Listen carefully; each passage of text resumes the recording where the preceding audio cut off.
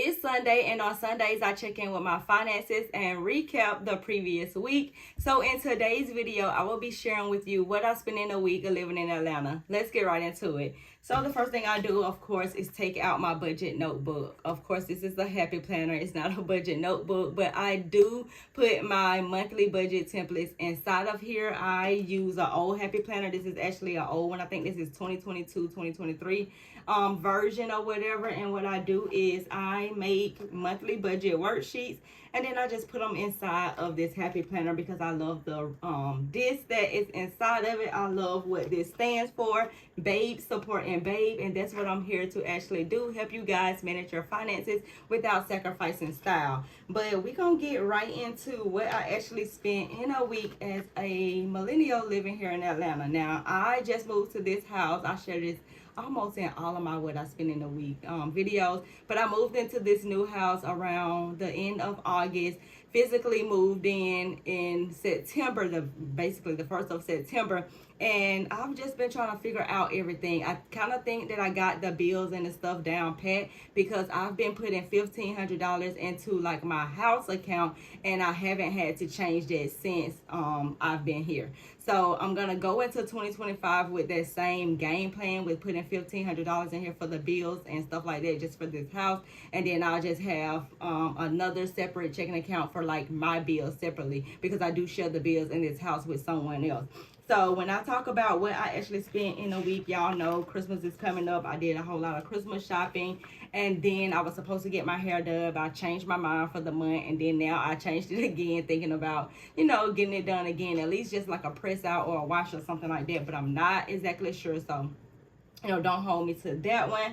But I'm just gonna run down my budget categories because I like to budget by categories instead of just actually telling you guys each one of the transactions that I actually spend, because I feel like knowing the budget category actually helps you create a budget for that category, so you can actually see exactly what are you spending money on, and then you can categorize those expenses into categories and then set a budget for that particular category. So I will basically do that. So let me show you guys my budget category list.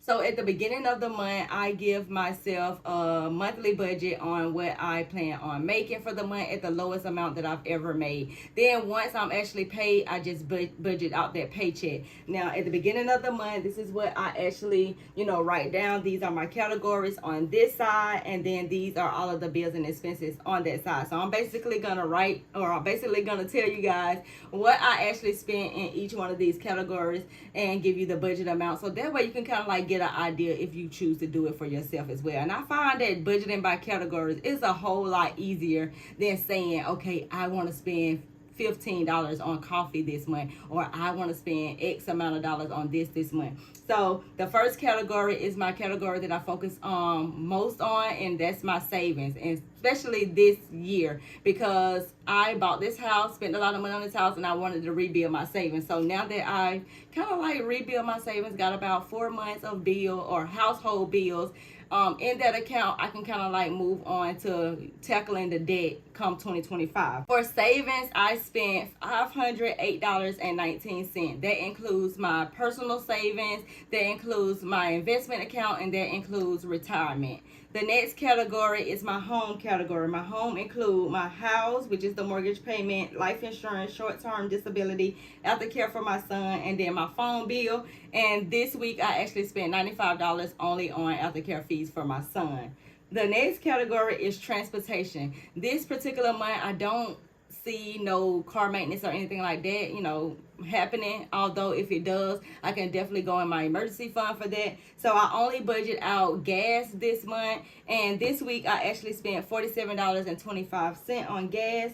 Now food, this is the category that I tend to overspend in. I'm always telling myself I'm going to spend $400, or this month I told myself I'm going to spend $350, but this week I actually spent $5.07. So that's probably me getting a mocha frappe from McDonald's, because your girl is addicted to the mocha frappe. Y'all gotta definitely try it out. Absolutely love it. When I get enough points, I can actually get it for free, but right now I spent $5.07 on that. The next category is subscriptions. Now this week I didn't have any subscriptions to come out. I only have 2 subscriptions that is set up on automated draft, and that's my Google storage and then my iPhone storage or whatever, but nothing came out for storage this week, which I'm super excited about. The next category is debt. Now, debt is something that I want to lean more into come 2025, more so the credit card debt, because I'm trying to get rid of all of these payments. So far with just the credit cards and my collection account, the monthly fees for this is $369.75. This week I actually spent $122.99, which is not bad. I did send a little bit of extra money towards the debt, but I really wanted to focus on my savings this month, because this is the end of the year. I want to make sure I met my savings goal, which I did meet my big savings goal of $10,000. However, I do have at least 4 months of main bills, which is the house category, put aside in a savings account. So I'm super excited about that. I met my overall goal, which I take out $250 every single time that I'm paid, and I put it into my personal savings account. So I did exceed that, so I can't be mad that I didn't hit the $10,000 saving goals, but I'm definitely excited about meeting the goal of the at least the $6,500, because being that I did almost complete my savings when I purchased this house, so I only was able to save this amount of money in a short period of time. It's like roughly like 3-4 months, so I'm excited about that.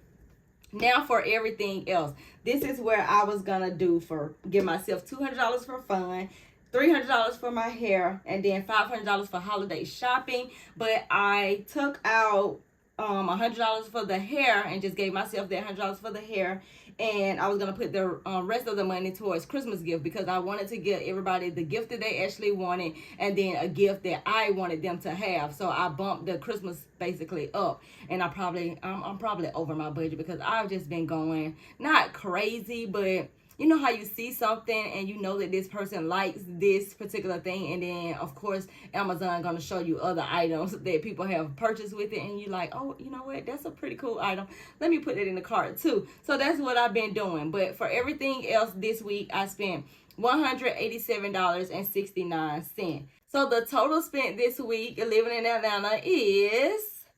$966.19, which I'm excited about. Not excited for just like spending that amount of money, but being that I still was able to save money, I still was able to get people a Christmas gift that I want them to have, the gift that they actually wanted, and I still was able to take care of all of my bills while still being able, you know, to do all this stuff and still have money in my account. So I hope you guys like this video. Every single Sunday, I'm gonna recap my week and let you know exactly what I spent in a week, and I feel like y'all should be on a budget as well. Start tracking your expenses, start categorizing them, and giving yourself a budget each and every month. If you are interested in my budget template, I will leave it down below in the description box just in case you are interested, and I will see you tomorrow in the next video.